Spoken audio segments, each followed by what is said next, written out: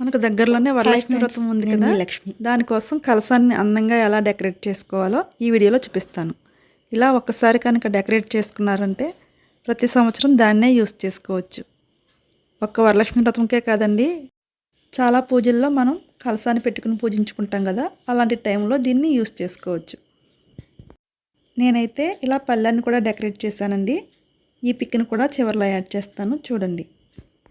చాలామందికి వెండి కలసం లేకపోవచ్చు కదా, అలాంటి వారు తక్కువ ధరలో దొరికే ఎత్తడిదానికే ఇలా డెకరేట్ చేసుకుంటే చాలా అందంగా ఉంటుంది.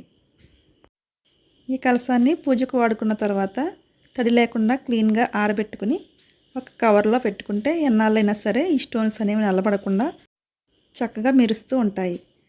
ఇక ఏమాత్రం ఆలస్యం చేయకుండా ఈ కలసాన్ని రెడీ చేసుకోవడానికి కావాల్సిన మెటీరియల్స్ ఏంటో, అది ఎలా రెడీ చేసుకోవాలో ఈ వీడియోలో చూసేద్దాం. వీడియోని స్కిప్ చేయకుండా చివరి వరకు చూడండి. నేను ఇక్కడ చేస్తున్నట్లుగానే కాకుండా మీకు ఐడియాను బట్టి మీకు నచ్చిన విధంగా కూడా ఈ కలసాన్ని అందంగా డెకరేట్ చేసుకోండి. ఇంకొక మెయిన్ ఇంపార్టెంట్ విషయం ఏంటంటే, మీరు కలసాన్ని సెలెక్ట్ చేసుకునేటప్పుడు కొంచెం మంచి క్వాలిటీ ఉండే విధంగా చూసుకోండి.